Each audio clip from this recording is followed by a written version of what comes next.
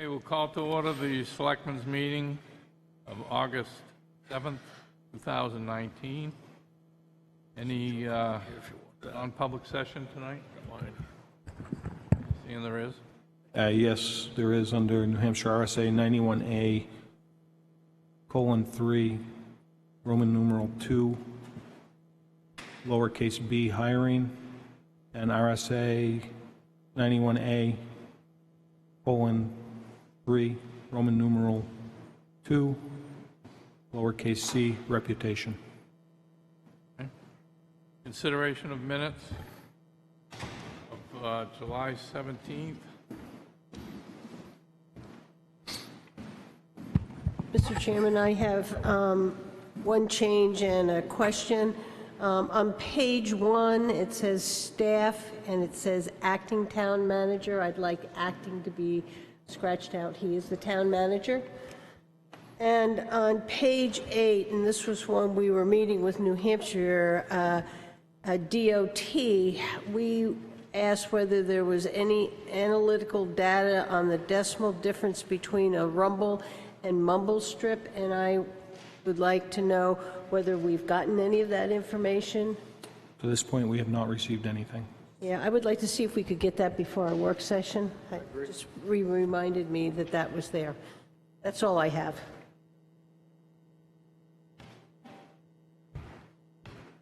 Any other changes to the minutes? Somebody want to make a motion to accept? So moved. Second. All those in favor? Aye. July 24th. Mr. Chairman, I have the same correction as taking out acting on the town manager, and that's the only change I have.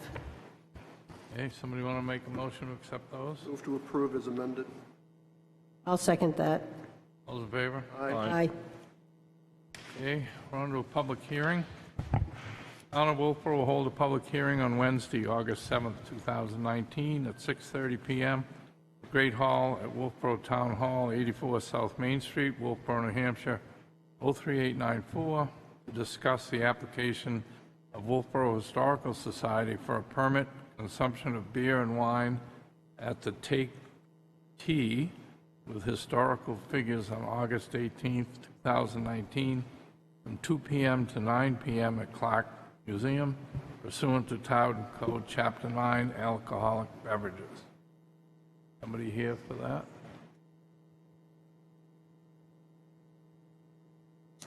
Good evening. I'm Louise Horskin, president of the Wolfeboro Historical Society. And there are two seatings, two performances, one from 2 to 4, the other from 6 to 9. It's not a continuum of the performances. Winnipesaukee Winery would like to have a wine tasting during the intermission. The intermission is only 20 minutes long, so it'd be 20 minutes the first session and 20 minutes the second session. And I invite all of you to come. Okay, in your materials here, it Yes. says 7 to 9, not 6 to 9. I'm sorry, 7 to 9. 7 to 9? Yes. Okay. Is public hearing. Anybody want to speak in favor? Against? Close the public hearing. Board, any questions?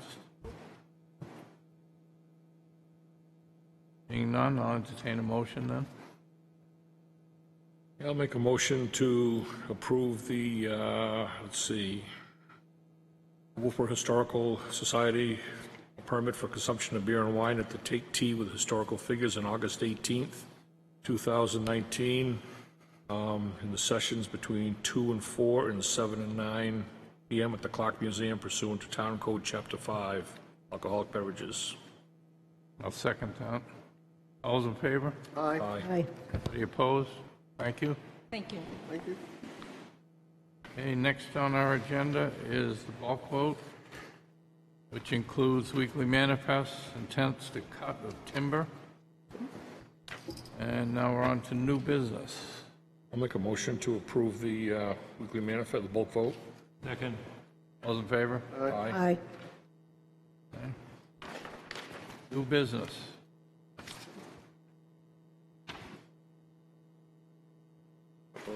Discussion, June 30th, monthly expenditures and revenue report. Roy. There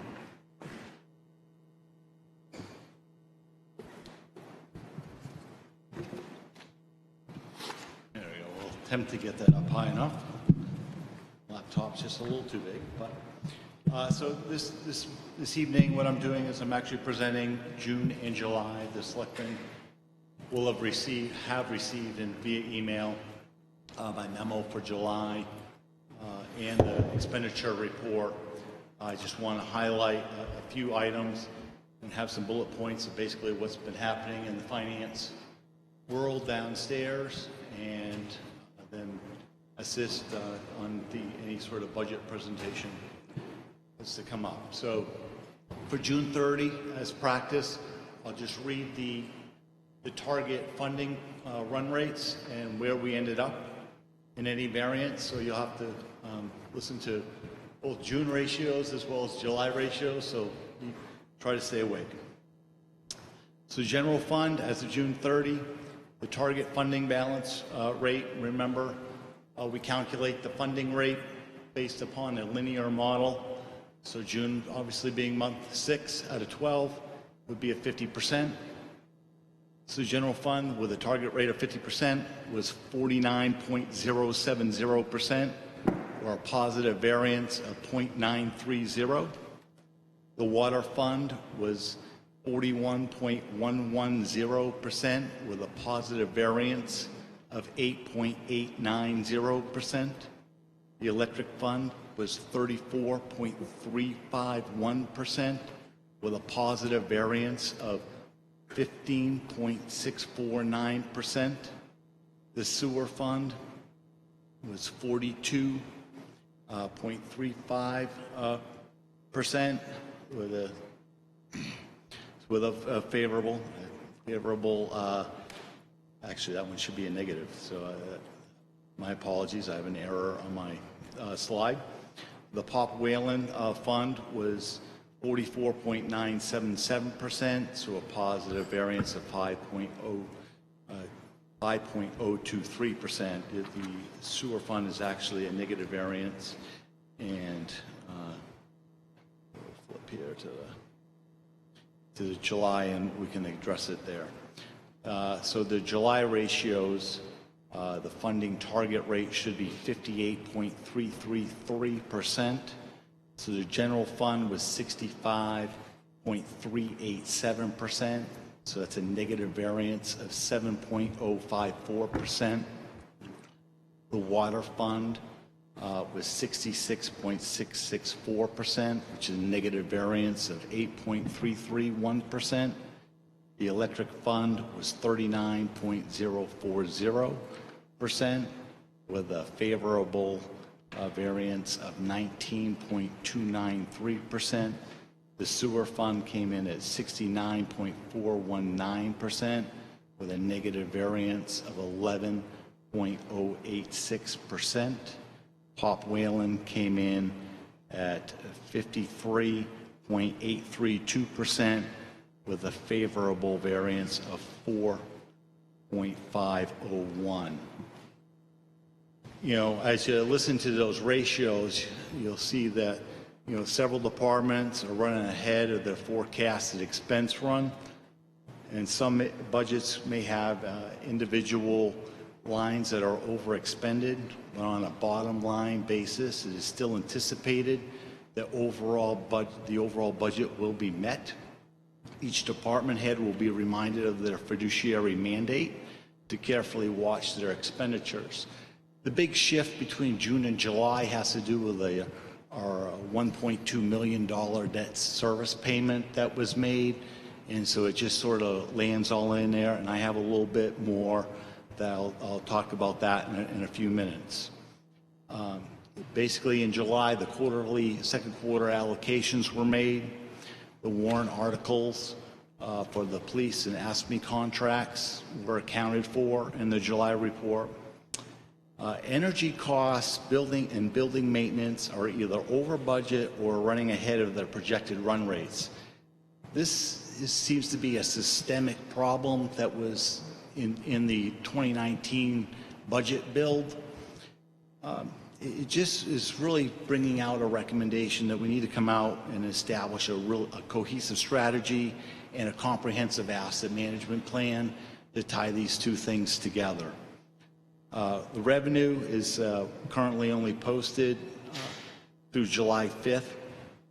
Our Encuesta platform that we use to post the revenue from the tax collector's office is not being responsive. We're having system issues with that. We're trying to get a hold of the vendor.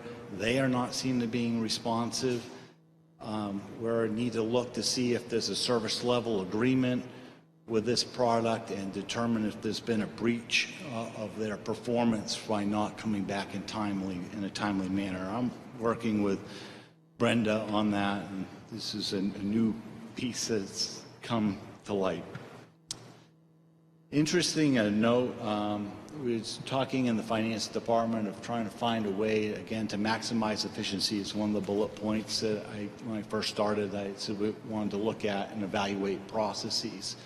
Trying to look at a digital document retention practice to try to eliminate the paper, find a faster way that we can retrieve, we can query, and get a better understanding. As I was talking about it, I actually got a phone call from a rep who said, hey, you guys have been paying for my product and no one's using it. So I did a little research. We've been paying $150 a month for almost 2 years. And we just haven't been, Pete set it up before he left. It was not recognized during the last 12 months, the value of what we have. So it's a cloud-based solution. You know, we'd be able to scan contracts, be able to look out and query the system, be able to say what are all the contracts coming up that need to redo in the next 12 months. So we can start getting ahead of these things instead of trying to be very reactive by looking through a paper file or looking at and having a standardization in the way data is cataloged, right? It's huge, your metadata to be standardized. So that's something that's a new item on my radar screen that we have training hours the town has already paid for. I'm like, get on up here and let's get this going. So the goal is, I was like, this is like manna from heaven. So the goal is, while the rep was here, I set up a new module for accounts payable. We can start scanning invoices and tracking them. We can actually do an approval process of invoices to be paid in electronically instead of through the paper process. I'm going to work and focus on the finance area. There's a separate module that we already had built out for human resources, so that way employee files could be more safely secured and cataloged and properly, each item being broken out, such as benefits and evaluations and those things. Today they're all sort of in one file, and they really should be separated. On the July report, and going back to the bond payment piece I wanted to speak about, you'll notice in your July report that the debt service budget line is 109% funded, expended. So I had to do some research into what was going on and why that was there. And in our bond payment back in January, there was $68,441.50 principal payment that was incorrectly posted to the general fund. It belongs in the water fund. As well as in total, the line item is $94,983.12 over expended, and that's the combination of two items. One is that misposted of the principal payment, as well as the $26,451.62, the payment for the betterment bond that was approved and funded this year. When technically that should have been funded in October of 2018. So we're a little bit behind on getting that going. The billing for the betterment bond, that $26,451.62, goes out in September, so that will become a revenue neutral, so that will be coming back. So I will be making an adjustment to correct the misposting probably tomorrow. It was getting a little late in the day, and it's a complicated posting adjustment, and I want to make sure I got it right. Also, what we did is we were able to update the town's Dun and Brad Street number along with the SAM registration as required annually. What that does is the award system that the federal government does for grants.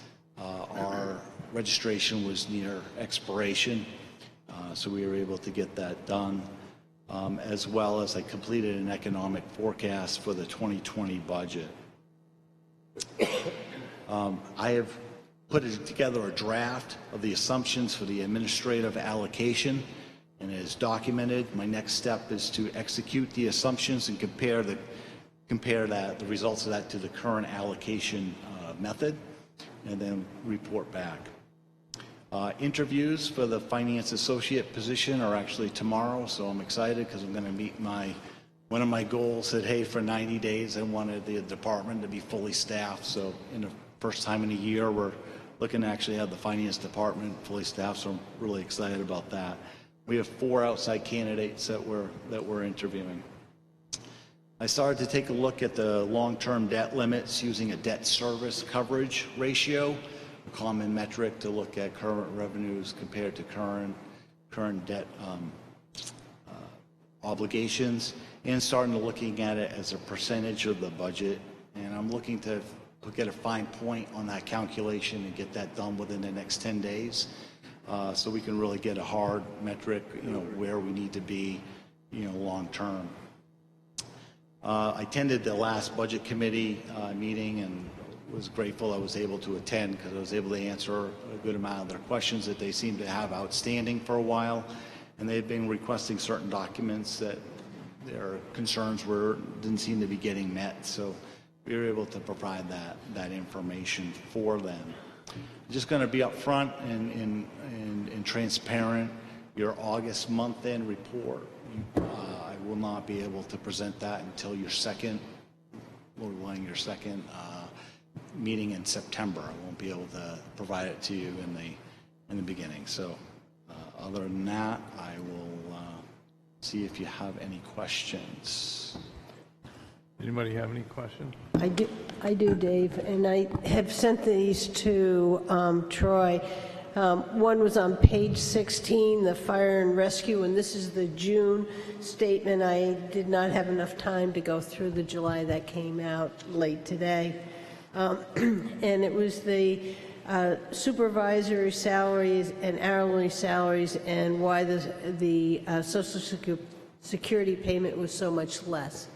Yes, so I responded to you via email, and you'll see that, Linda, but for the board's benefit, the Social Security line, right, we use that to account for both FICA and Medicare tax deduction rates. Only the part-time personnel pay receives the FICA component, and since you're on that report, you'll notice that the part-time wages are only at 36.875%. That accounts for the difference in the Social Security rate, run rate that you see. Thank you. On page 20, emergency management had $582.50 in salary and nothing in Social Security. Is that the same? Well, no, it's a little different. So I had to do a little digging on that one, Linda. And, since currently the emergency management, supervisor is the fire chief, that position does not have to pay FICA. However, they still have to pay a Medicare component. So I went back and recalculated on the $582.50 that has been paid out of that line. We actually should be accounting for $8.45, and that needs to be added into that line. Thank you. Then I had some questions about park administration, the same thing with salary line and the Social Security line. I reached out to Christine Collins just to try to see if she could put a little finer point on those items, and those are going to need some further research. Okay, so I'll leave that. My other one was on page 38, and it seemed like the gasoline and oil, diesel fuel and propane in park maintenance was not used, and it seemed like some of the other departments were heavily used. Were you able to look at those adjustments and see if they were correct? Yes, I've been looking at basically the whole fuel and diesel month-end adjustments as a whole. We currently use the Phoenix program, which Michelle could testify that it's a bulky and cumbersome process, to say the least. The question is, it's raised two questions. Your question has raised two questions in my mind. One is a good evaluation at the mapping that's occurring in that software for the representative general ledgers that are being hit for the respective departments, as well as to see, I mentioned this as well to Christine, to see if there needs to be a further breakdown, for example, like for Abenaki. Is it right now that, for sake, it's just landing all in that one general ledger, and we need to actually have a further allocation further out? So thank you for that question, and that's a little more research going into that one. Okay, and then my last one is on page 51. It's capital outlay, and it had to do with the upgrade of the server at the town hall. And I was wondering whether there was an error in posting or whether we were really spending $34,195 more dollars. So reached out, we had talked with Block 5 earlier. We are setting up a meeting with them next week. This is one of the items to clarify, because originally we were under the impression that the server upgrade project was complete. When I talked to them a couple weeks ago, I happened to run into him in Jim's office. I forget that guy's name, Kevin? Mike, thank you. He indicated that the town hall server project was not complete. So at this point, we're $28,805 expended. So that will be a further evaluation as to say, if we need to do more, why haven't we done it sooner? And I need to get a finer point on the cost for the total of the project. Okay, thank you. You're welcome. Yes, David. I sent to the Board of Selectmen a thank you for what you sent to Jim Pinio, this inflation forecast, which is very dynamic, a very good report. And I think this should be, because the figures are half of what was projected, I think this should be widely disseminated among anybody who is going to propose a CIP project coming up, or any, it's very, very, very basic, and I liked it.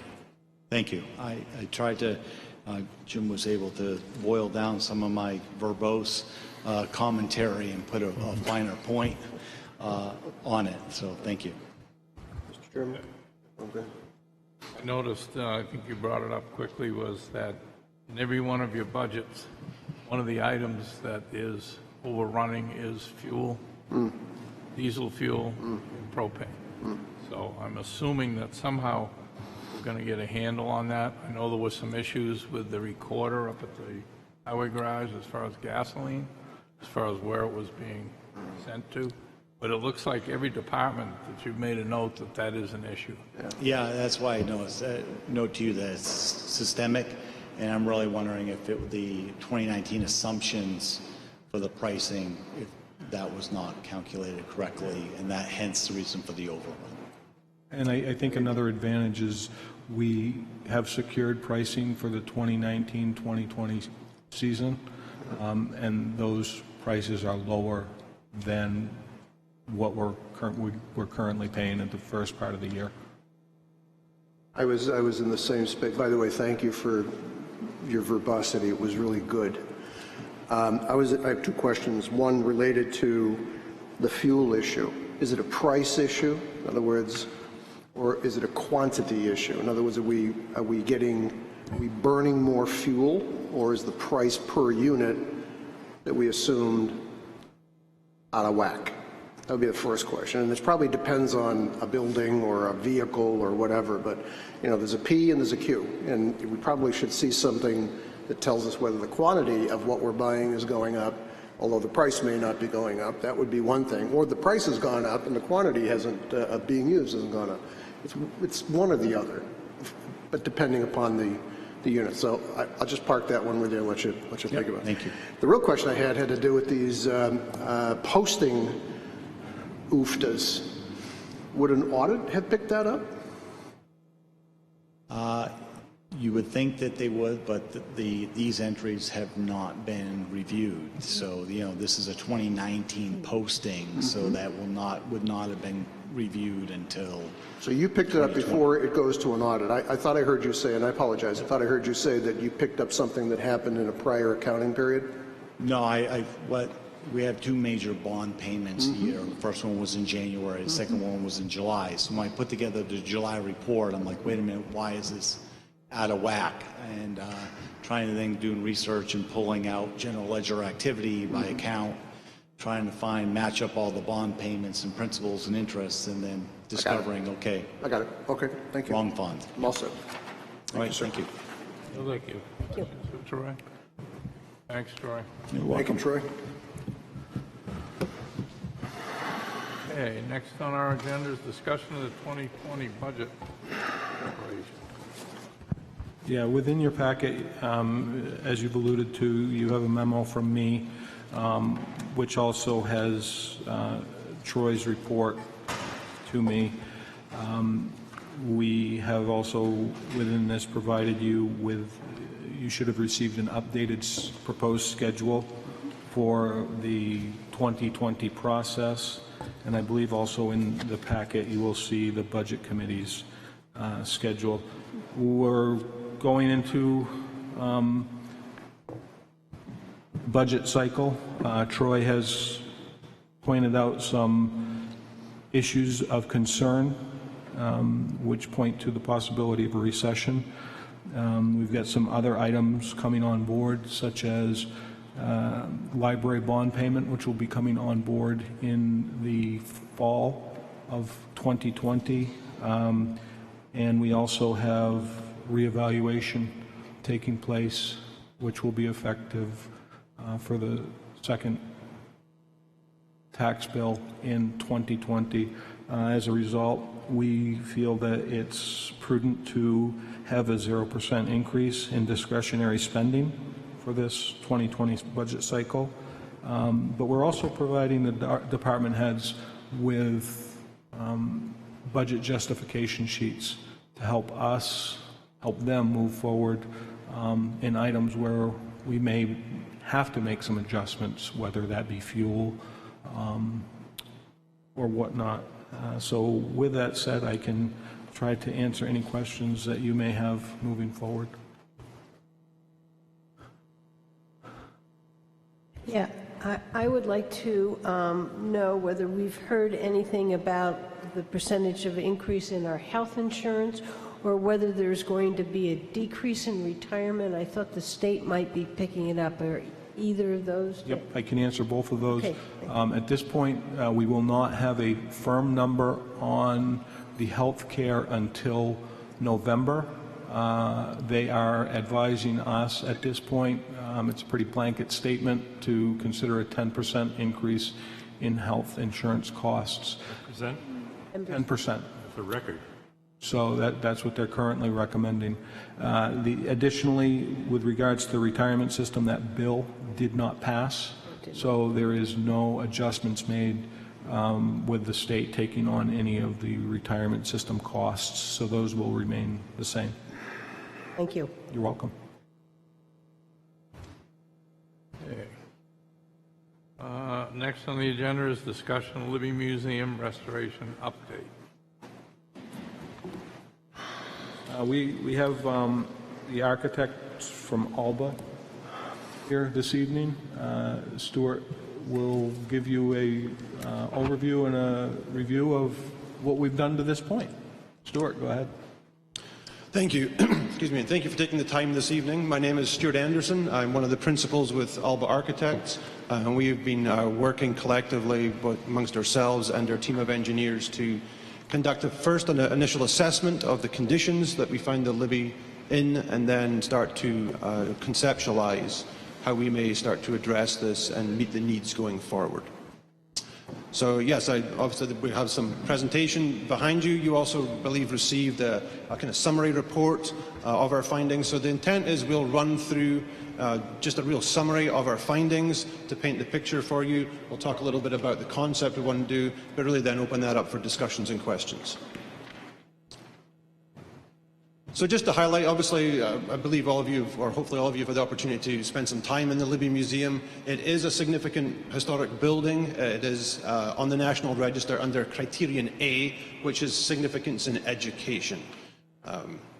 It is one of the only example of locally founded and operated New Hampshire museum devoted exclusively to natural history in the region, and it does retain many elements of integrity, setting, design, and so on. Since its existence in 1912, it's obviously been operated as a museum, and as you're well aware, in 1956, that was handed over to the Select Board for continued operation. Just a really, again, it's a relatively simplistic building. It's approximately 120 feet by 40 feet. It is a single-story building with, although there is a slight raised rear access at the moment. The foundation is largely of cement that rises 4 feet or so above the grade. Then the exterior walls go up to the eave top, and as you can see on the photograph on the bottom left there is a line of clear-story windows that wrap high around the building. And as we'll talk a little bit about that, obviously providing good opportunity for natural light within the building, but it's also a little bit detrimental to the exhibits that are within the building and actually preserving them and maintaining their integrity. One of the actual ingenious features we find within the building is the manner in which it's currently ventilated. It relies on a somewhat passive ventilation system, which in 1912 was, as I said, very ingenious approach. What we've come to learn, though, is that offers no opportunity for us to control humidity and moisture within the building, which is a big issue in terms of actually the artifacts within the building and then how we address those and, as I said, preserve their integrity. Again, just to give you a sense, the building is approximately a little over 5,000 square feet. The plan on the bottom right there shows it's largely one single volume, with the exception of the far right-hand side. I apologize, the clarity on that image isn't as clear as it should be, but hopefully you're familiar with, on the far right-hand side, there is that half staircase, an educational space, and then a little bathroom and kitchenette space in those locations. Obviously, there's the projecting portico that's on the lake side of the building, and that's approximately 24 feet by 12 feet that gives a strong symmetrical setup to the building as it currently stands. Anticipated use, really, our understanding is going forward we want to maintain this building in terms of its use as the Libby Museum and hopefully add to the collection that's there. I know there has been offers of significantly more resources to the building. One of the issues with that is obviously, Jen, how we actually capture that within the building, are able to exhibit that, but are able to also treat those collections properly as well. Character-defining features, as we go through an assessment report like this becomes a critical path element for us to understand what is historically significant about the building, and then that becomes very important to us as we then conceptualize how to treat the building. It's these elements that we want to be sure we preserve and take forward. So I won't read through them all, but they're within your report. But again, it's a very prominent building that with very good symmetrical lines that we'll try our best to preserve moving forward. Just a quick summation of the conditions we find the building in, starting with exterior. The foundation system underneath the building, there is a crawl space underneath the building. There is a somewhat haphazard system in which the building was, its foundation system, you can see in the bottom left image there, that's actually an old whiskey barrel or alcohol barrel of some description that was filled with concrete that forms part of the pier foundation system. Again, something we wouldn't find by current standards, but again in 1912 they used what was readily available.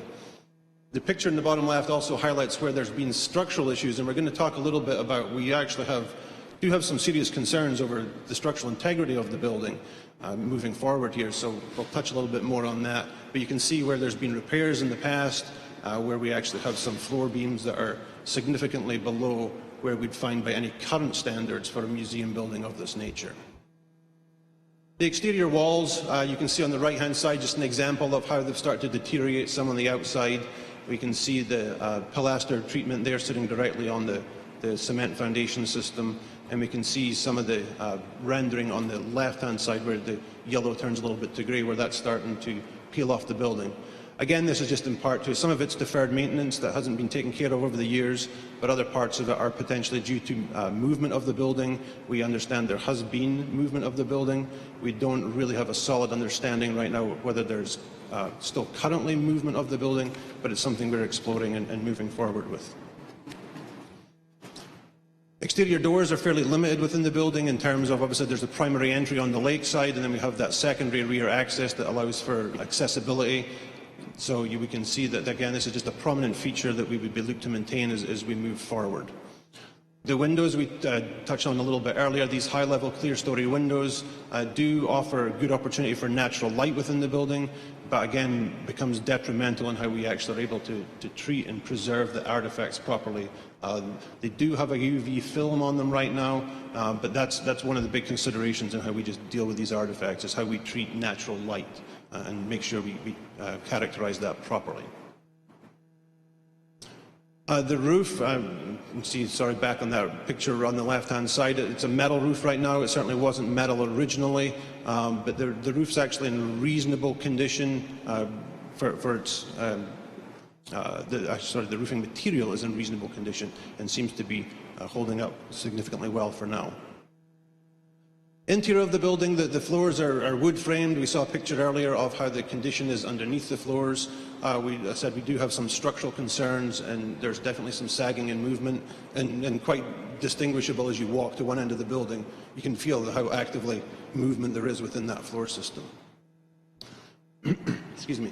The walls are plastered and lath, and we can see again on that picture on the left-hand side, that's directly below a windowsill, where that's characteristic throughout the building, where that plaster and lath is actually deteriorating significantly, partly because we have no moisture control within the building, but it's such the point that plaster has fallen away from the lath and is starting to actually be detrimental to the artifacts below too, because obviously when these things start to fall off, they are actually falling on some of the artifacts as well.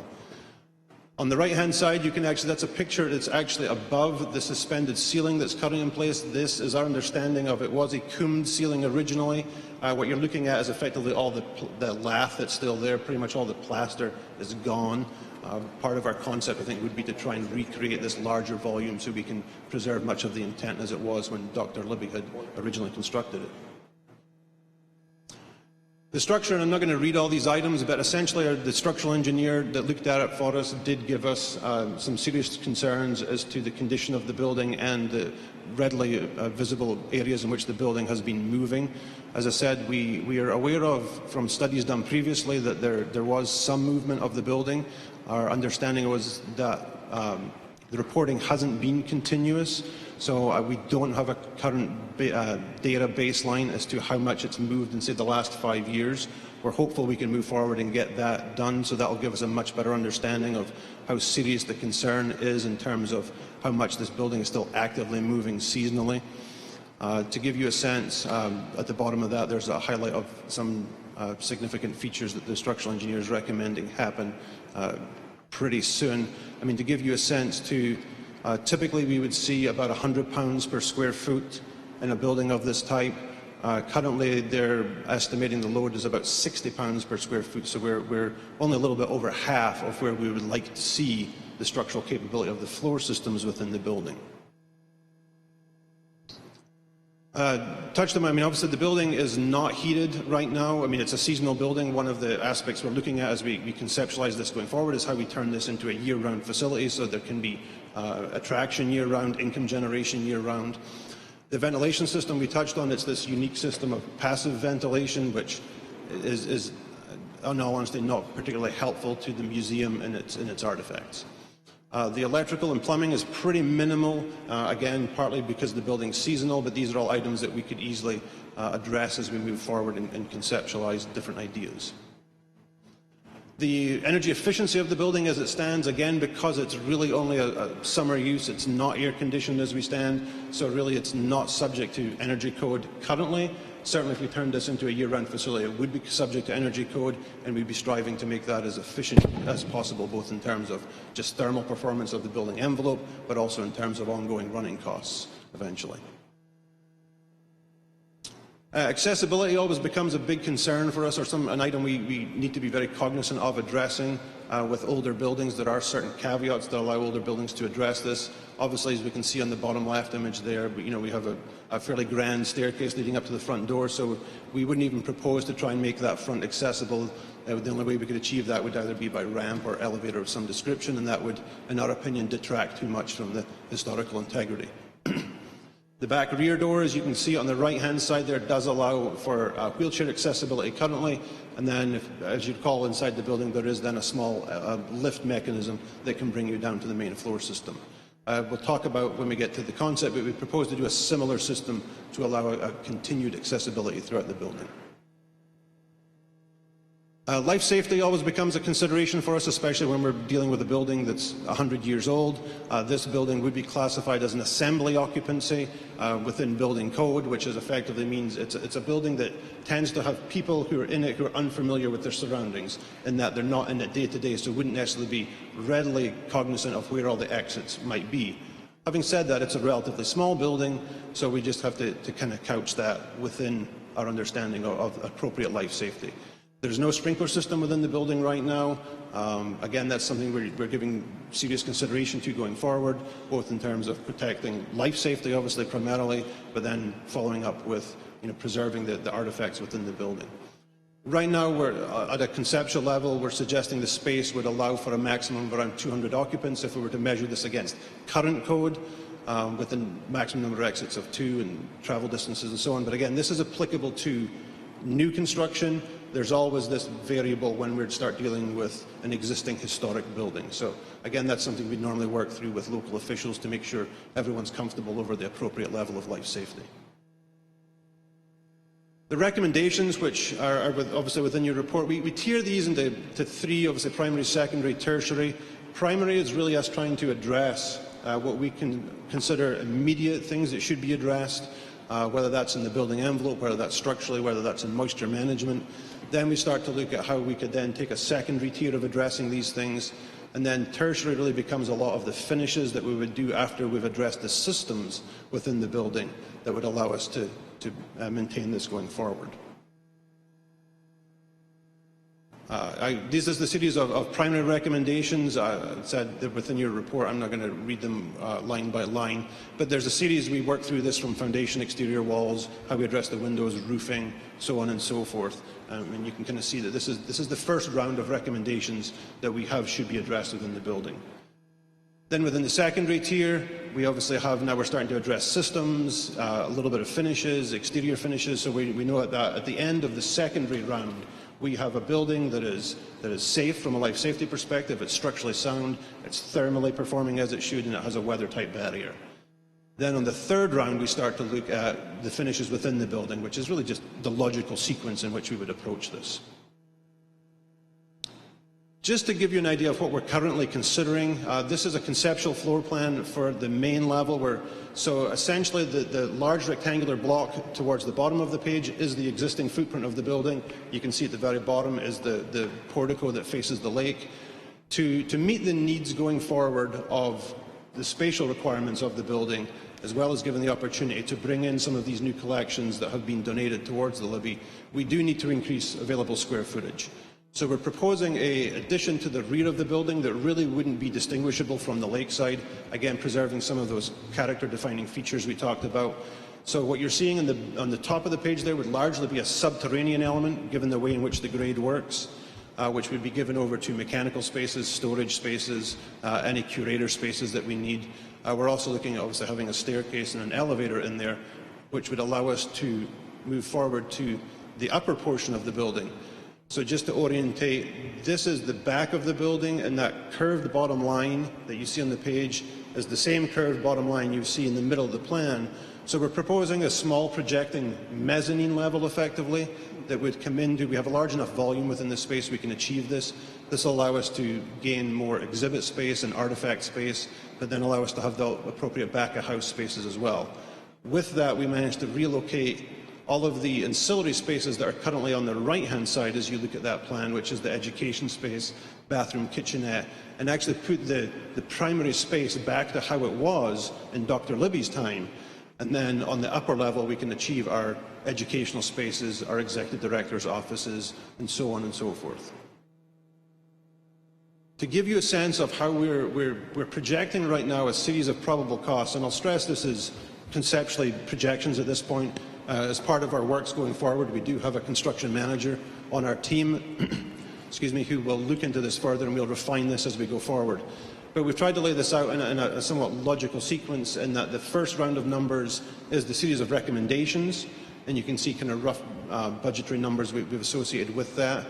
Then we go into that second block of numbers, effectively the new addition, any utility upgrades and so on that would have to happen as part of those spaces. And then we have, what would be some inherent soft cost to any particular project. So right now we're looking at a bottom line of somewhere in the region of 2.4 million to actually conceptually bring this building to where it wants to be. That's with the addition, getting it to a year-round conditioned space, allowing us to preserve the artifacts and add to it, which would really enrich the whole experience of the building. Our critical path next steps from our operational procedures is to, as I said, we're hopeful we can further update the laser measurements that were taken so we can get a much better understanding of the structural integrity of the building and how much it's moving and how significant our concerns are. We will continue to, with that information, we'll continue to develop our design work with our team of structural, mechanical, electrical, plumbing engineers and so on.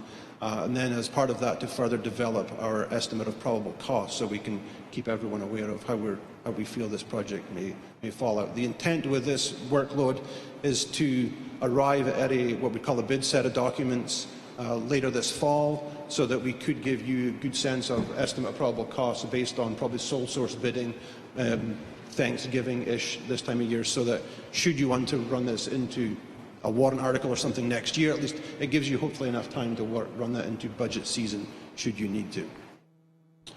I know that Alana, I think, has previously updated you on the fundraising efforts, so that's really not part of our scope, and hopefully you have a solid understanding of that. And with that, thank you for your time, and certainly hopefully open up for any questions or comments that you have. Have a question? Yes. On the drawing for the addition on the back, you have storage on the second level, multi-use room on the first level. Then you have a lift. Is that lift going to be large enough to accommodate some of the exhibits that need to be moved up and down and back and forth? I mean, this doesn't look, again, I'm not sure what the scale is here, but it looks rather small. At this point, in some respect, it's a placeholder for a lift. We haven't determined what the appropriate size of the lift would be. So some of that we would perhaps back into if we know there's an artifact we want to move between the levels. I think the intent that would probably, given we don't have significant display space on the upper level compared to the primary level, that some of those larger artifacts would stay on the main level. I don't believe there would be an intent to move those between the floor levels. The lower level does give an opportunity to wheel those into the back area should they need some maintenance, so they could be brought offline or off of display to do some maintenance work on them. But yes, essentially we haven't reached the point of fully determining the size of that elevator. The other thing when I read through this was that there were a lot of concrete splash areas around the building to take eave water. And I'm assuming that at some point you might consider gutters, because there are some gutters that are very large that could take the amounts of water that will come off of that roof. So gutters would definitely be consideration, or how we re-landscape appropriately to whether that stays a hard splash apron or there's other means in which we can address that. But yes, definitely. Obviously, insulation is going to be important for this project, along with the mechanicals, as far as taking care of humidity and so forth, and see that you're going to seal off the bottom. I was a little interested in the fact that the walls were all 2x6. That surprised me, because I've worked there before myself, so I was surprised to see that. I read in here someplace that they were dimensionally what they are 2x6 walls. Yeah, I mean, it's all rough sawn lumber as far as we're aware from what we can see at this point in time. So yes, I mean, that would have been, I believe it would have just been largely harvested from local lumber, given the time frame in which it was built. But yeah, that is uncommon perhaps for a building of this vintage. Yeah, that was surprising. And then, of course, it's relatively easy if you're going to strip the inside walls to put corner bracing in, to help stabilize the building. Yeah, We're never going to get it back to the original straight and plumb anyway, so. It'll be a challenge, absolutely. But yes, excuse me, but we find with that type of system, when we have those clear story windows right across the top of the building, there's not a whole lot to stop the building from doing this. So we really want to get some good diagonal bracing in there if we can.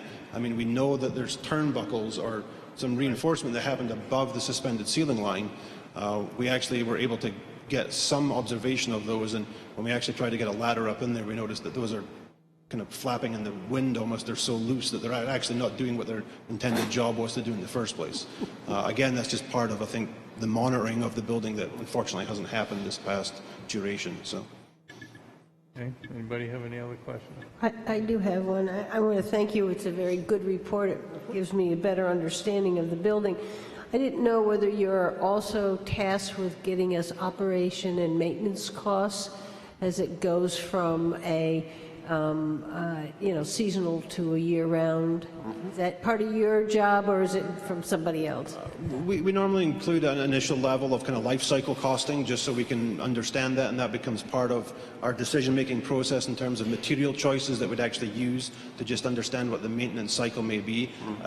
The information we provide wouldn't really be in finite detail. It would really be conceptually to make sure we're approaching this properly at this initial round of works.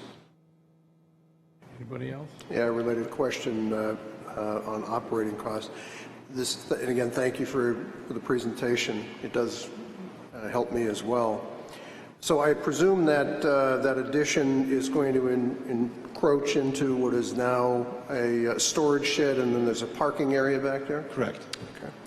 And is it your task to assess how the parking and how, there's a lot of lake usage by boaters who park their trailers there. Is that part of your task to size new parking facilities and those things, and drainage?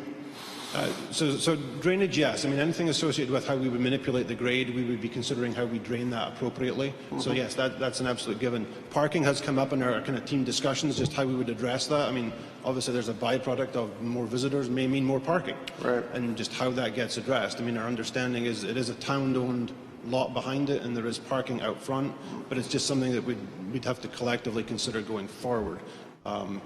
We are not necessarily tasked per se to come up with how you would address that.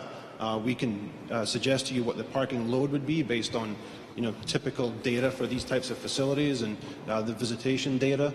But certainly that's something we would collectively just discuss with the team and the board at large. Thank you.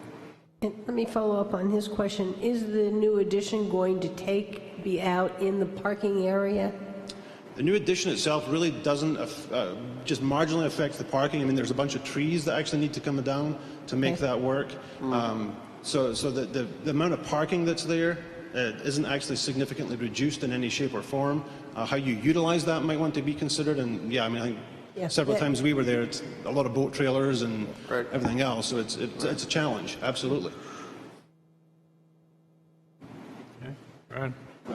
First of all, I want to thank Stuart and Philip here too for all the work they did here. When we brought them on, they jumped into both feet and really just went at it, because we knew we had some deadlines to meet for Alana to get an L-chip application in and stuff, and these guys did a great job getting that information gathered in a very short time. So I want to thank them for that. And yeah, just keep in mind too, this feasibility study is kind of a we know it's a work in progress here. As we get into this more and more, we're going to be, obviously fine-tuning the mechanicals of this building, which we haven't really got into yet, and stuff here. And our spatial needs, I think you guys are looking at that now, I believe, and seeing what we actually need there, which might even shrink or, might adjust the size of what the addition is going to be and stuff like that moving forward. So, like I said, this is a preliminary plan. I think it's an excellent presentation right here for us to get a handle on what's going on, and I just want to thank them for the work they've done to date, so thank you. Thank you. Any other questions right now? No, I'm fine, thanks. Thank you very much. Thank you. Thank you. Okay, next, Good job, guys. Was Alana going to speak? Did you want to speak to any on the fundraising part of this at all, Alana? On just bring us up to date a little bit.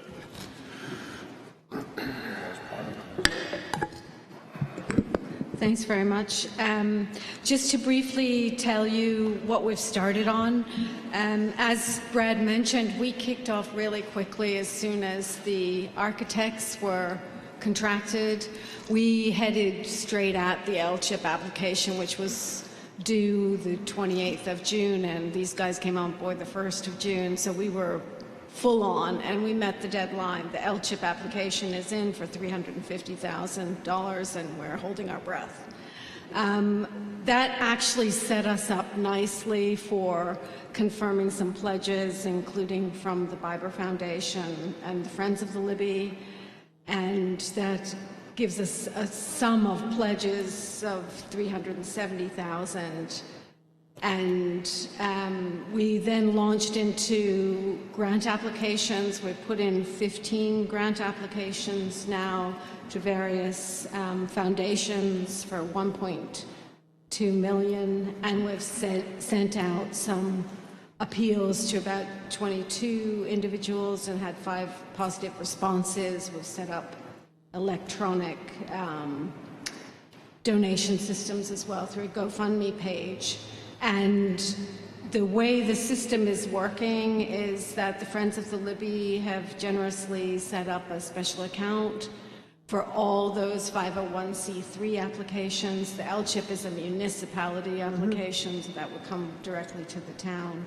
And the others will go into the Friends of the Libby, and similar to the library, would then be given to the town to fund the actual work on the project.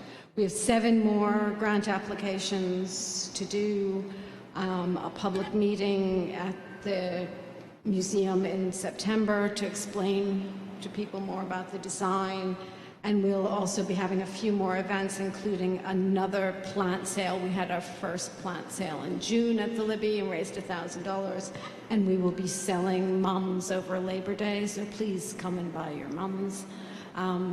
So that we can also raise some more funds. So thank you very much. If you have any questions about funding, let me know. Alana, do you have the web address that you could shout out for the GoFundMe page? The GoFundMe page is, if they just Google GoFundMe Libby Museum, they'll land on the page. Thank you. Thank you. okay, anything else? Okay, we'll move on. Approval for the recommend. We had something she just went on. Does involve the Libby. This is the dip jar that you have paperwork for. This is an idea that I'd come up with because I had seen this thing, which was carried around for people to give it at a raffle. And basically what happens is you take your credit card or your debit card, you stick it in it, it dings, and $25 goes in the bucket electronically. Cool, huh? That's pretty cool. And it goes directly, just like a credit card, goes right to the bank. A lot of places are using these. These started out being used for baristas because nobody carries cash. How do you tip somebody? That's why it's called a dip jar. We kicked this around a little bit at the Friends of the Libby Museum meeting a couple of times. And the last time we kicked it around last month, we asked Brad too. I said, what do you think? And he said, well, probably it would have to go before this board to see if we could use something like this, which is tied into the restoration fund, maybe downstairs on the front window counter. They could just sit there just quietly just doing its thing, and as people come to pay a bill, they could go, oh, I want to donate, and just dip their little card in. It's kind of passive. It just adds up. It's mobile. You can get a little battery that goes on it. It would be owned by the Friends of the Libby and connected to the restoration account. It could be used for other things later. You can unplug it. You can talk to the company that does it. They can set you up to a different account. The Friends would purchase it. It would belong to them. I think is kind of a cool idea. It's just kind of passive in the background, but it's something different. And I was hoping that we could do this earlier in the year so we could just sit it at the museum, because a lot of people on vacation, they're not having cash. They're, finished for the day, but they still like to give a little bit, that one more thing because we had a really good time. It would help in, those types of situations. Maybe not people that, normally aren't just throwing out cash, wouldn't help with that. But other people that were like, oh, I can give 20, but their wallet is empty because we had a really good time today, but we had really good fun, doing this, and I'd like to give a little more. So that's my idea at this point. The question is, if this item would be owned by the Friends, it's connected to the restoration account. The restoration account kind of goes like this back over to the town of Wolfeboro. Therefore, you would have to say, yes, we could put it on the counter downstairs. So I think it's up to the board to say yay or nay if that is something that could happen or whether that's against the rules. So if you think about it, let us know. Thank you. Thank you. Cool. Okay. We need a recommendation from the Milfoil Committee, reference chemical treatment. Yes, people probably know that we have been struggling with milfoil and Back Bay for probably since about 2004 when the Milfoil Committee was established, and even before that, but the Milfoil Committee was in 2004. And we have in the past generally have done hand pulling and chemical treatment. And I'll go over kind of the time periods that we've done. In 2006, we wanted to do a chemical treatment, but we had some flooding, so we weren't able to. In 2007, we did a full bay treatment in June and had to, the following June, do 15 acres. Then we seemed to be able to hand pull. And then in 2013, we had to apply 2,4-D again, and we started going to treatments in September. The reason we did the treatments in September was we had water ski and we have the paddle board. We used a new chemical in 2008 called Procellucor, and that treatment was supposed to be, that was done in September, and it was supposed to be this new chemical, and they thought that they could kill 95% of the milfoil in Back Bay. Well, that has not happened. I went out on a boat about a week ago, and we could see the milfoil growing. We've had DES up here. We have had the Solitude, which is the company that used the chemical treatment. And we have an offer from the company that makes the chemical, Procellucor, to retreat 11.3 acres in Back Bay and the Franck Pond. We have in our budget that we were to do, if needed, a chemical treatment in September. They thought that they had gotten all the milfoil, so they hadn't applied for a permit, so there's no way that they can do it in September. So we're going to need to have this done in the spring of 2020. We would have to have it done by September 1. So a fall treatment just isn't possible. Some of the pluses with this new chemical is, one, you're only restricted from swimming 1 day, and it leaves the water column in about 7 days. So before, we used to have these big yellow signs up for about 30 days saying, don't water, which we felt was not very welcoming to guests that arrived over the summer. So we feel that we can get this treatment off either the first or second week in June and have the signs down by July. And since we are going to not be spending the money in the 2019 budget and changing the timing of the treatment, we just wanted, one, to inform the board, and two, to get the board's agreement that a treatment in June in 2020 is supported by the board. And I sent out to the board the recommendation coming from the committee. So if that's, is the board okay with us changing from September and doing it in June of 2020? As long as we get the same result. I hope we get a better result. I mean, I was surprised. They've got some plants that were 8 feet tall, and they hand pulled. Thanks. They were in there for about 3 days, and it was unbelievable, the size. Sure it wasn't fertilizer we accidentally put down last year? Well, if it was, they only put it in a few areas, in 11.3 acres of the 33. So hopefully we will get we'll take care of that. You know, I think the reality is Back Bay will never be able to eradicate it. We're always going to have to go after it. So I'm hoping we hit with this chemical and we're able to go 3 or 4 years hand pulling before we have to do it again. So thanks for the support. Paul, just remember that when you get to the budget committee, that just transferring the money from this year to next year. Sure. Thank you, Linda. Okay. Okay. Discussion, update wireless communication project. Who's doing that? Being wired up right now. Or Matt doing that? That's what I'm getting wired up right now. Okay. Get up there, Matt. Okay. So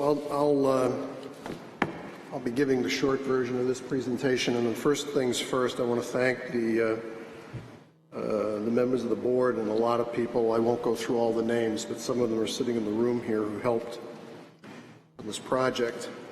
I came here about 10 years ago, and I've spent about 40 years in this industry of telecommunications, and I noticed kind of quickly that our services that we were getting here in this town were not what I was accustomed to. And I asked around, and I got told that you had to be a selectman in order to change something. So 10 years ago, I said to myself, I'm going to become a selectman, because that was a challenge for me.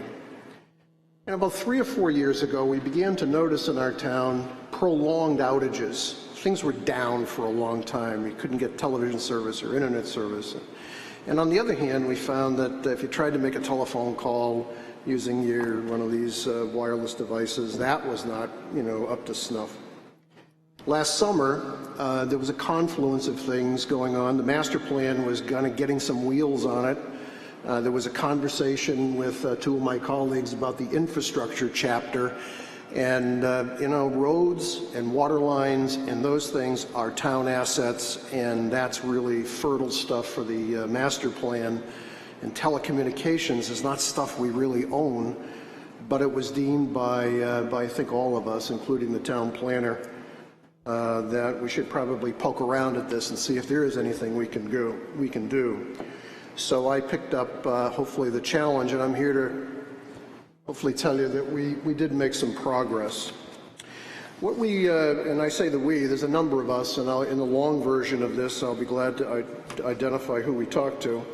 What we did is we took the time to map out our wireless network in this town. We've looked at our cable infrastructure. We couldn't map it out because that's proprietary to the cable industry. The reason we were able to do wireless is because we had the ability to do it. We looked at our telephone, the old telephone company infrastructure. I will not discuss, but we did do a public safety network assessment thanks to our dispatch folks and the police department and the fire department. We literally went around our town and figured out using either our walkie-talkies or our cars where we had good radio strength, not so good radio strength, because at the end of the day, it's important to have that known.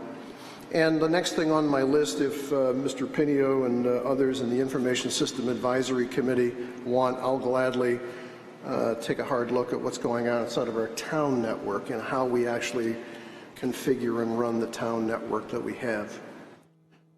Here's what we hear from citizens, and the first point is we live here by choice. We love this place. I don't think there's anybody here that says, I'm so sad that I've moved to New Hampshire. We love New Hampshire. We don't mind spending a little extra on our utility bills, although they're pretty expensive. But we hear commonly from folks that it's okay to spend a little more as long as we feel like we're getting a good deal. And when it comes to telecom, cable, and internet services, I think people don't believe we're getting a good deal. We hear words in letters, we get phone calls. Mr. Pinio and Amy Muccio are getting all types of input. Social media has been lit up. Our politicians are getting involved in this. Our Economic Development Committee has given us some thoughtful comments. Master planning teams have said something's got to be done. And at the bottom, the last point is, the real common question is, well, who can do something about this? And I'm here to say that we can't fix it, but the citizens of the town can fix it, and what we're going to try to do is convene people to help get that done. This started again last summer. Senator Shaheen came to town. I think Selectman Murray was you were part of that conversation, and we kind of talked to each other and we said, what are the big issues? And one of the big issues was we could do a better job with our internet telephone service in our town. And the senator said, hey, she has been working on something with the Federal Communications Commission because rural America does not appear to be getting a good deal with cellular coverage. She arranged for us to do a little work with the Lakes Region Planning Commission. We worked with the Monadnock EDC, Economic Development Committee, the New Hampshire Public Utilities Commission, and thanks to our beloved friends at the police department. We had to scramble around and get some phones. We had to put them in the back of our police cruisers. We had to go out and map our town from a cellular point of view, and we did that, and others did that across the state of New Hampshire. The results of both the state of New Hampshire and the town of Wolfeboro from a cellular point of view I would characterize as not good. There's other words I would use, but it was probably not good for television. On the website you will see, or on this page for minutes, these are two links that you will be able to look at that will show you how the mapping occurred. For your purposes, this is the lower left-hand corner of our state. Red means not good. Yellow means not as good as not good, but still not good. And green is like okay. Up here is Peterborough. If you can see where my little mouse is, we mapped the entire state for those towns that really wanted to participate. We in Carroll County and Belknap County didn't actively participate, but the towns of Wolfeboro, Effingham, Tuftonboro, and a few others did. A little closer to home, I know it's probably hard for you to see, but there's a link on the website. We went around and mapped cellular coverage inside of our town. Those little circles are points where the cell coverage was actually assessed. It's pretty easy to take a look at what the town of Wolfeboro looks like. Again, red is not good. We mapped T-Mobile, we mapped Verizon, and we mapped AT&T. We did not include U.S. Cellular because they weren't part of the Federal Communications Commission mobility challenge. When we were all done with this was back in the December time frame, we kind of sat back, and all along the way I've been briefing my colleagues here, and I was also briefing our EDC. I briefed them in the February time frame. We really came down to 4 choices, and those choices are still available to us. If somebody wants to build a competing town network, there is grant money out there, probably up around $1 billion at the Federal Communications Commission to go and do that. My personal advice would be, there's a lot of other people in front of us, so you're going to get in a long line because there are towns and cities across rural America that are in far worse shape than we are. We could join a national effort with the senator and others to exert influence on the carriers, and that still is an option available for us. We could challenge the incumbents, meaning the existing carriers, to disclose their investment plans in our town, or we could do nothing. And as I said in my first chart, and along the way I got encouragement from my colleagues, doing nothing, at least for us, I don't think was an option. So here's what we did do. In April of this year, the town manager wrote a letter, and we reviewed it at the Board of Selectmen, and we wrote a letter to the CEOs of AT&T, Atlantic Broadband, Consolidated, T-Mobile, and Verizon. We did not write a letter to U.S. Cellular because they had already been having caucusing calls with our dear friends at Wolfeboro Police Department. And so we invited them to come visit with us as well. The letter was really simple. It said in a very nice way, please come to our town. Please tell us what you plan to do to invest in our town, because we want to share it with the public. For those of you who want to look at the letter, that's a copy of the letter we sent to T-Mobile, and we sent very similar words to the cable industry and to the telcos. The difference between the wireless carriers and the cable industry was we had not mapped their service. We referenced that in our letter. But again, the purpose of this letter was not to threaten, it was not to intimidate, it was not to yell, it was to have a very open and transparent conversation with the carriers. And so we sent those letters to the CEOs. What I'm going to show you in the next chart is the results we got. And these are the results as of today. I will, having been in this industry for a long time, I can bet you that tomorrow morning there will be some phone calls to executives of some of these companies saying, hey, we need to get back to Wolfeboro and have another conversation with these characters.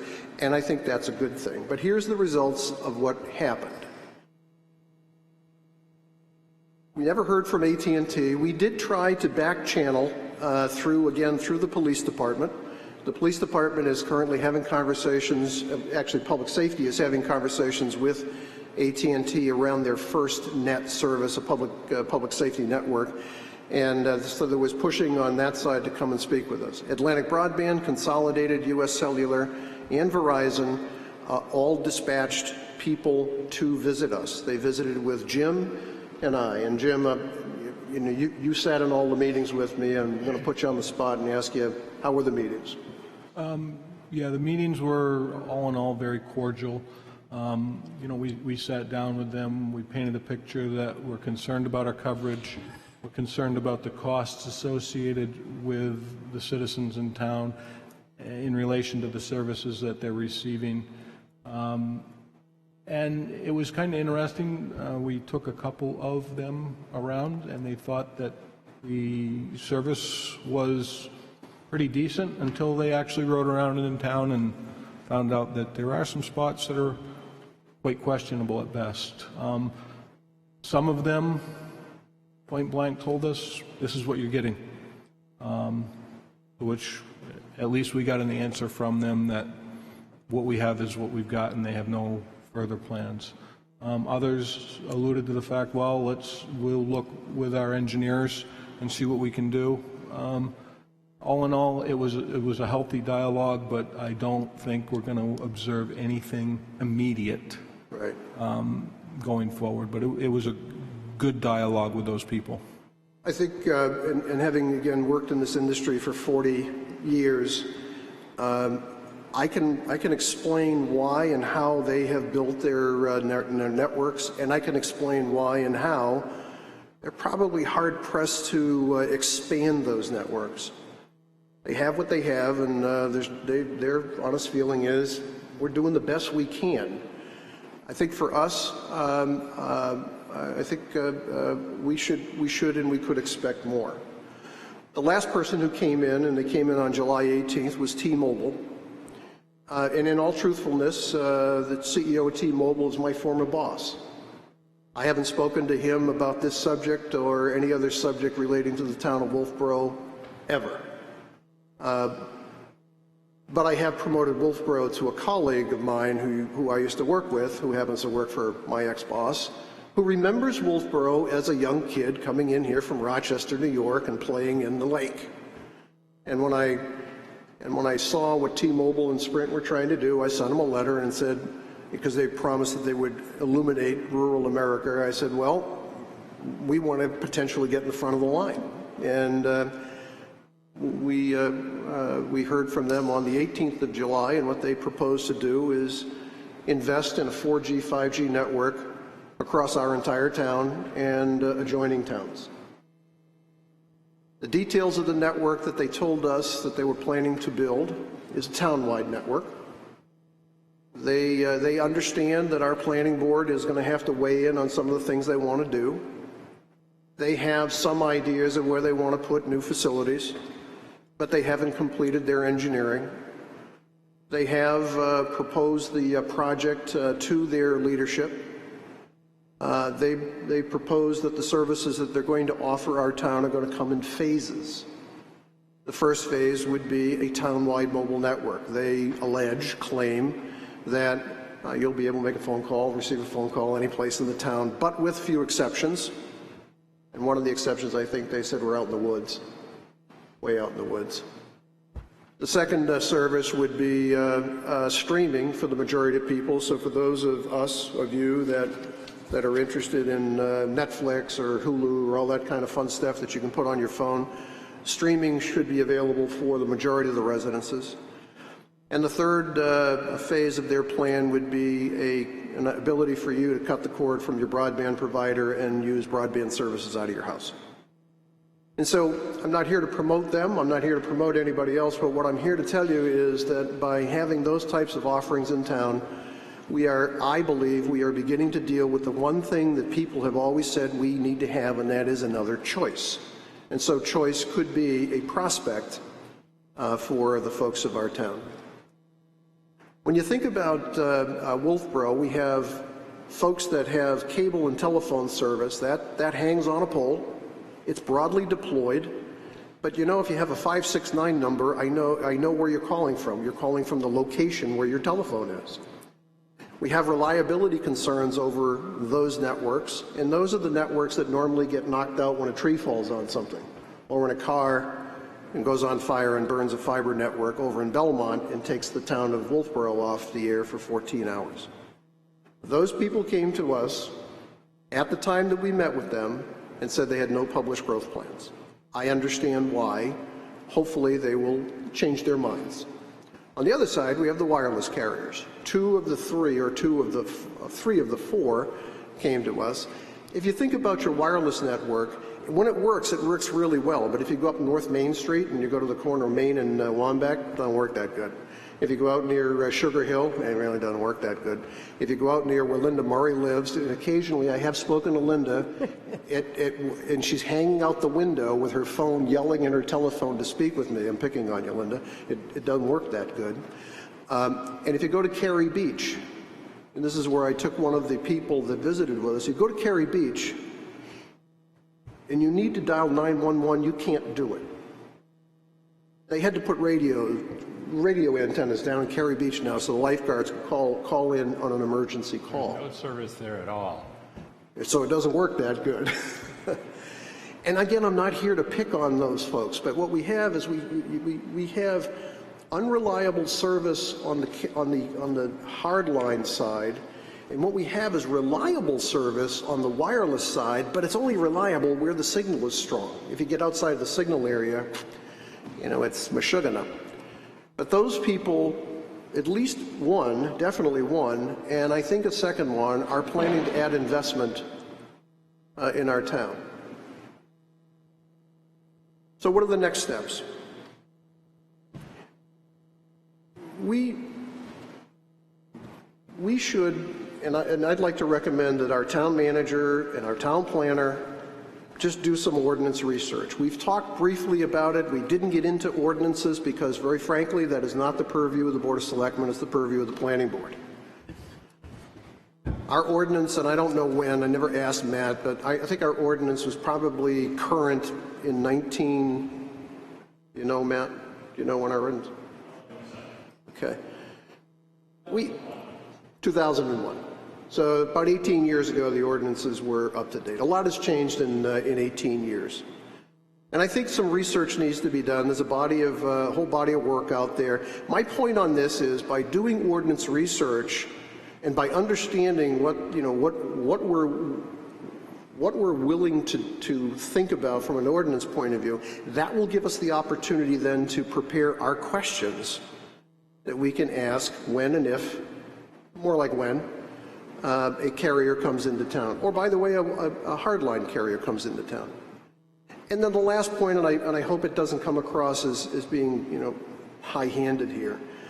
I think that the way in which we dealt with the rumble strip issue, I think the way that we have dealt with the issues in terms of the sidewalk crossings, and I think the way that that I believe we dealt with the carriers is emblematic of the fact that we don't want to yell at anybody.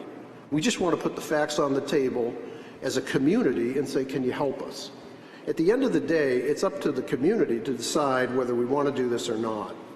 And I think that that's the right approach. So that's my report. I will gladly, if there's community groups out there that want me to come visit with them, I'll give you the longer version that has all kinds of technology stuff in it. But Mr. Chairman, that's my report. Thank you. Thanks, Paul. I have a few things to say. First thing, I want to thank Paul for doing this. We're very lucky to have somebody with his knowledge base and his commitment to see this possibility come true in Wolfeboro. I would like to suggest that we might want to establish a committee made up of planning board, budget, and different members, maybe EDC, chamber, to meet with Paul and start getting to look at the pros and cons of our choice here. And I don't know how you feel about that, Paul. I think it's a great idea. I think that the timing probably is a little early. It's okay. And, I mean, the reason I think so, Linda, is, and I think, as after the 18th meeting we had with the folks from T-Mobile, I sat with Jim, and I said, you know that I'm about ready to throw you a big ton of homework here, a bunch of staff work that has to be done, and it's probably going to wind up over there with, I'm pointing at Matt Sullivan. I think we need to really understand what we're dealing with. I mean, there's a whole bunch of new terminology. Shot clock. There's millimeter wave ordinances. There's ordinances around various frequencies. There's ordinance around unipoles. This stuff wasn't even envisaged back in 2001. So getting all that stuff prepped up and then saying, okay, this is what we have to work with, and then bringing those stakeholders to the table, yeah, I'm all in on that. And I'm fine with, because I don't know all that. Yeah, right. So that, I was just making half of that up. But well, it's okay. I thought you would set me up that way. I'm fine with it. I just think that once we start a committee like we've done in the doc, it starts bringing people in, giving them their knowledge, giving them a choice to talk, so somebody doesn't say, well, I don't want that. I don't want to use that carrier. Right. So we get kind of that information. So. But having said that, if anybody wants me to, if there's a group of people that want to just come together and learn a little more, and if I can be helpful in that, I'll gladly do that. Okay. I feel that the planning board needs to do some more research on the ordinance itself, and what it's going to allow, what they're not going to allow, before we get into a lot of extra time and effort with the committee. I think that at some point, when the planning board has come up with some realistic options for this kind of thing that most people want, and I think you ought to, people out there, tell us what you want, either call the town hall or one of us and say, hey, I like my cable the way it is. I don't like it. I don't like it that I can't get out from my house. In my case, I have to go out in my big room to make a phone call. I can't make it in the house. Yeah. So, yeah, but that's the carrier that I have. So I think we ought to let the planning board deal with it first, and then we can, as Paul has mentioned, he said that he would go. Can't imagine giving a longer version than he just did. Oh yeah, it's like a full-length movie. I think he could. Yeah. Do a movie. Lions Club, but Rotary or anybody wants to contact Paul directly, I think that's a good idea. Dave? Yeah, Brad. One other thing too, and I don't know if it's probably way too early to even think about this, but how would something like this, if we go with a T-Mobile, the 4G, 5G thing, affect the community TV station that we have in town? Because we also use the funding from the cable franchise fees to fund that and stuff, and how that would all relate and stuff. And we have a person sitting right up there that might be interested in serving on a committee too with you or something like that. When we do get to that point, that could bring some information and another view to the whole thing. So I think those are all like really good questions for us, because I'll bet more than a nickel that, as I said a minute ago, we're going to hear from those other characters, and bless their hearts. We're going to hear from other people and say, well, we're sorry we didn't write you a letter. We'd like to come visit and talk to you. And so I think what we're going to begin to see is more interest in our town. And I think those questions of how does it affect franchise fees, and those are all very fair questions. At the end of the day, I would like Wolfeboro Community TV to have more choice. I would like any person who lives in this town to have more choice. And that's really what happens when you bring this type of initiative together. But I'd be glad to talk with you, Tim. Thanks. And I was with the same feeling as Brad. That was one of my questions. And just like we did with Route 28, they're going to be the pros and cons. Of course. And that is what we work our way through. And I'm more than willing to give Paul some more time, but at some point, that's where we need to get down to. And I agree with you, Brad. And I think it would be very helpful for this town to have better service, whether it's 4G or 5G or whatever. Yeah, the G's don't matter. It's just the coverage that matters at the moment. Okay. Yeah. Then I'll go to coverage. Yeah. I know we all. Dave, I know you don't want to go outside, and I'm tired of hanging out the window. And one last point, and the reason I think the person who didn't respond to us is that AT&T made a commitment. They made a commitment that they will, to the state of New Hampshire, that they would provide FirstNet service. This is a first responder network service. AT&T has stated through their CEO that they are going to have to climb every one of their towers to put something in it and flick a switch or turn a knob or something to turn on FirstNet service. There will be FirstNet service in this town. I have no idea when it's going to happen. I have no idea, but they're coming. And so we must imagine that when they come, they're going to want to offer other things. So we'll hear from them. But I think what Matt needs to do, if that's the direction to take, Jim, is we really need to understand what we're going to work with quickly, because that shot clock thing that you'll hear a lot now coming forward will start ticking on things, and then we can go from there. So again, thank you very much for listening to me. I appreciate it. Okay, we'll move on to other business. Yeah, I have something, and it has to do with cyanobacteria.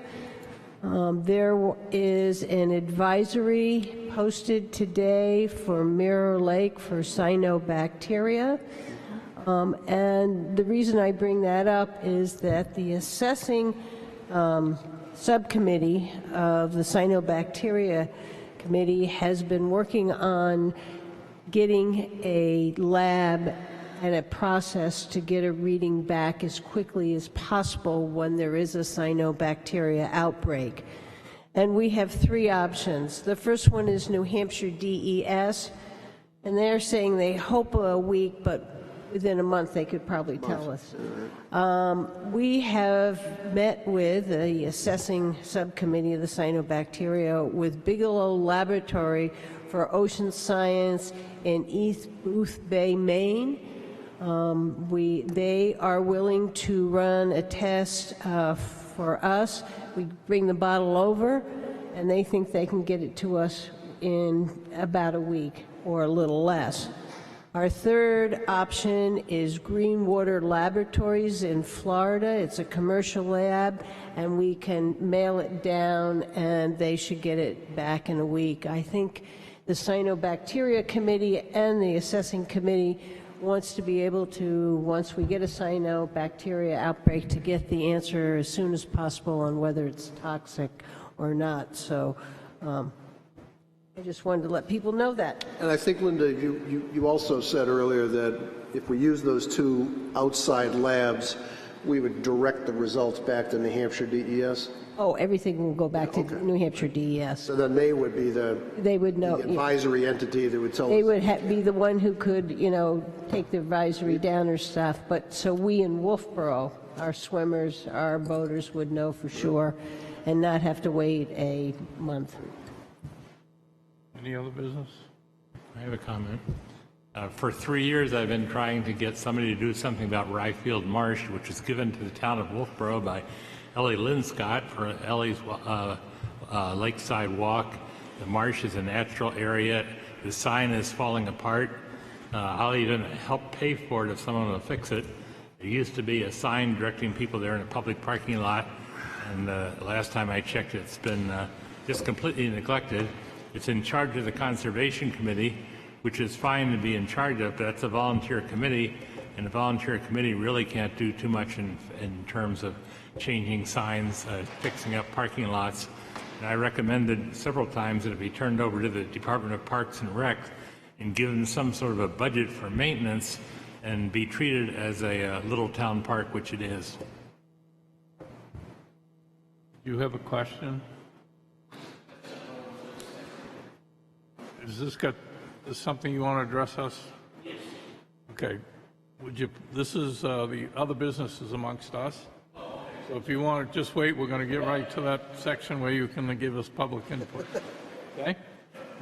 Committee reports, Linda? Yes, I did a tour of Back Bay in a boat to see all that lovely milfoil. Then I was at a milfoil meeting to discuss steps to take, and I have brought those in tonight. I went to a budget committee meeting. I am the alternate. I will leave any information about the infrastructure and transportation chapter of the master plan to Brad, because Brad and I went to that. I went to a cyanobacteria meeting on Monday and then to the subcommittee, and I attended the CIP as an alternate. I would like to point out 2 dates, and the 2 dates are in conflict, but the master plan public hearing is July 27th. That's a Tuesday at 7 p.m. here. And also, the Winnipesaukee Association is presenting Septic Sense again on August 27th from 6:30 to 8 p.m. at the Tuftsboro Fire Station. It'll give you information if you want to replace your septic system or you have concerns about your septic system. And that's all I have. David? I haven't been in any meetings, but I've been decided to interview a number of town employees to see how things are going, and got very, very positive reports across the board. I've been spending more time on Wolfeboro roads, and not that it has anything to do with Wolfeboro, but the St. Gaudens National Historic Site in Cornish, which I'm sort of connected with, has now been changed into the St. Gaudens National Park, which is a big upgrade. Yeah, I attended the Zoning Board of Adjustment meeting. That's the only thing I've had. Brad? Yeah, see, last night we had a planning board meeting. We also had a master plan infrastructure committee meeting Linda talked about last week. Had a Friends of Libby museum meeting last month, and also last week we had a meeting with the Libby Restoration Technical Committee where we had the architects come in and give us a part of the presentation we just saw tonight. And then I think it was last week, and we have the Bay Street sidewalk meeting here. We all, I think a lot of us attended here too and stuff. So that was it for me. Thank you. Police Commission meeting the other day went well. It's summertime. Activity around crashes and things appears to be up a little bit, but nothing I don't think alarming. I did attend the Bay Street Sidewalks, a context-sensitive solution meeting with my colleagues. We all promised to sit in different parts of the room. We wouldn't have quorum. That was actually really good. Dave Ford, again, did a super job. Budget committee meeting, I am the Selectmen's rep. Linda is alternate, went to that. And I actually liked the tone of the meeting. It was good. It was collegial. Yelling and screaming didn't take place, which I thought was useful. And yesterday at the Abenaki, we kicked off the capital improvement program. Barry Muccio from our municipal electric department did a good job. It was thorough job in terms of what he wants to do. And I also I chair the cyanobacteria education team, and we have an RFP that's out for a website. Whether it's inside of our own website or a different website, we'll know soon. The RFP is, responses are due back this Friday. We also went out, and if anybody on our board wants, is okay with this, we'll move forward. We went out and we purchased the domain name Wolfeboro Waters, and we purchased the .net, .com, and .org version of Wolfeboro Waters, so that will be the destination that people will go. They'll either link through the Town of Wolfeboro website, or they'll be able to directly go to it. So more to come on the RFP response, but moving, I think, in a good direction. Probably needs to go faster given what we're seeing coming down the road. That's it. Jim? Attended the Budget Committee, attended CIP yesterday, went to the Libby Museum meeting, as Brad had stated, Bay Street sidewalks, and last week the fire chief's position was posted. Couple of items. We are receiving requests for usage of the Great Hall from presidential candidates. The question is the board entertaining the idea of allowing presidential candidates to utilize the Great Hall for their campaigning? That does have a historical precedent. Okay. I don't have any issue, as long as it doesn't conflict with anything else. Okay. And the follow-up to that was regarding the usage fee for the facility. Keep it on or waive it? Keep it on. Put it on. Keep it on. Whoa, triple it. Keep it on. I was going to go there, too. Will do. You want to use it, let them pay for it. Will do. Thank you. Jim, just, I know this is probably never going to happen again, but there were presidential candidates who visited other facilities, not town facilities, and fees were never collected because they were early on in their campaign and it didn't work out, so no bills got paid. So just keep that in the back of your mind. Understood. Okay. Also, I Pay think first. we don't want someone to have this be their campaign quarters for a day or something. Maybe it should be, you were given what they call a town hall, 2 hours for a town hall, so-called, or something, but this isn't a meeting point to. Yeah, I think one of the discussions is whether or not we permit it to occur during business hours, because it is a significant distraction to the staff. So. And also a question maybe. Business hours. Maybe a question that, for you and the police chief to have a conversation. Is this something you want a detail to be present at? Yeah, candidates have followers and they have non-followers, and do you want to have a police detail available? And I think the other bigger issue is, or as large of an issue, is maintaining the crowd control. This room has an occupant load. We need to ensure that that's adhered to. Yep. Just a reminder, the agenda should be out tomorrow for the workshop scheduled for the 14th. That's at 6:30 right here. So that you should see that agenda tomorrow.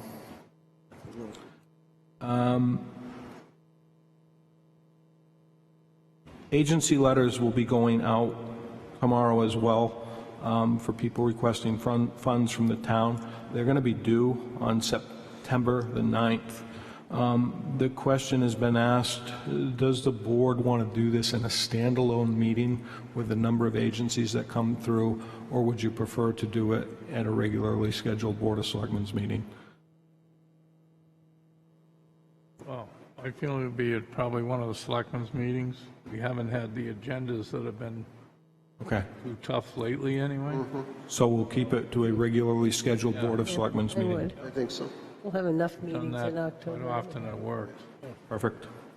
And we've got kind of a unique situation. We have somebody who is interested in donating the costs associated with having the buildings at the Clark Plaza, or Clark Complex, painted.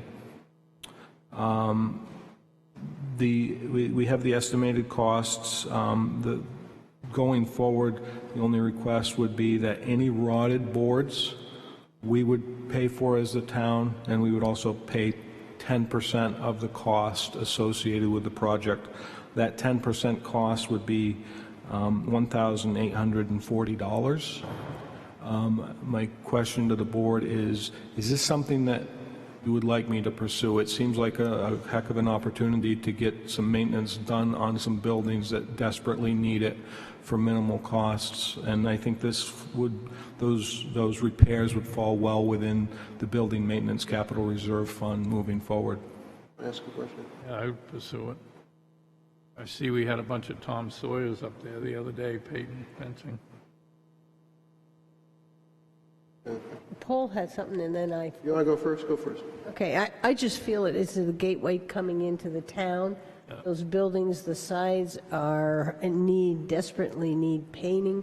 I think it would make a difference in the way we look, and I think I totally support us paying coming up with the money to pay the 10%.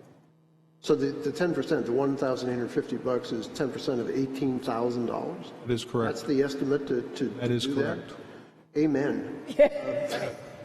Yeah, amen. And I agree with sure everybody. I mean, the people of the town, the visitors of the town should see something nice. Yeah, I drove by there We own last it. week, It's our responsibility. and the buildings do need some TLC desperately, and this seems like a good way to handle it. So we will work on that. Most likely, we will have to hold a public hearing at the next Board of Selectmen's meeting to accept funds, but we will get that going. Thank you. Thank you. And that's all I have. I have one question back to the political campaigns using it. I would like to see us have you design some kind of a form that they have to fill out, and that part of it is that they pay for a detail. Okay. Yes. We can do that. I'll work with Chief Rondo, and we'll get that taken care of. Yep. All right. Thank you. Any questions from the press? Public input? You're up. You're up.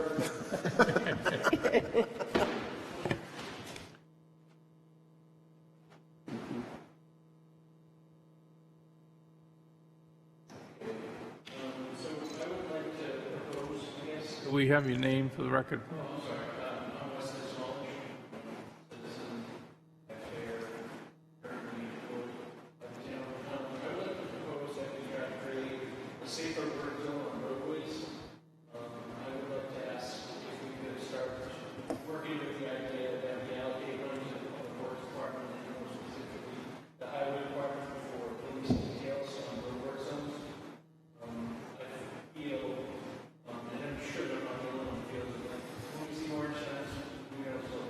You've had a little bit of experience.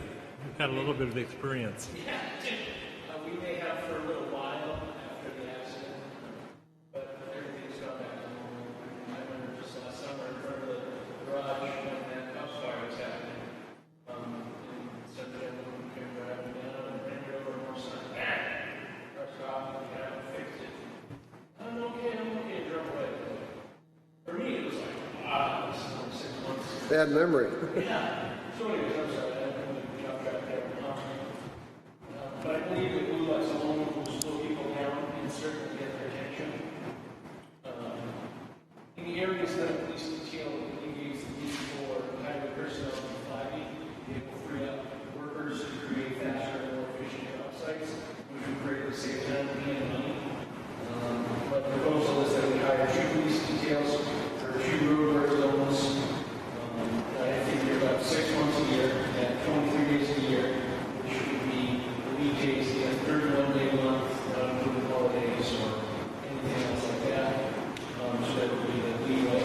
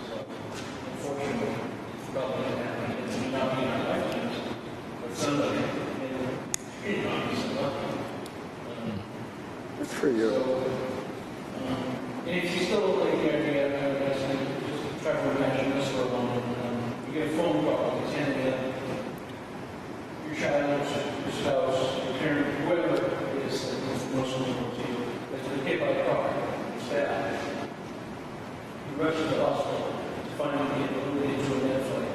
You tell them you love them, and they're flown away.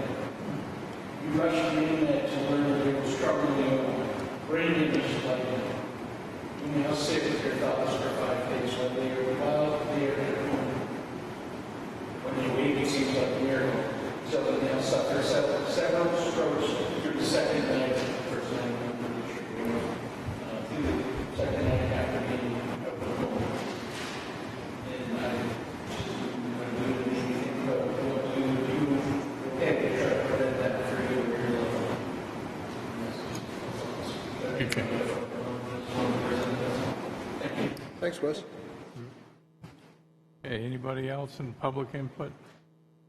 Okay, seeing none, I'll have a motion to go into non-public session. So moved.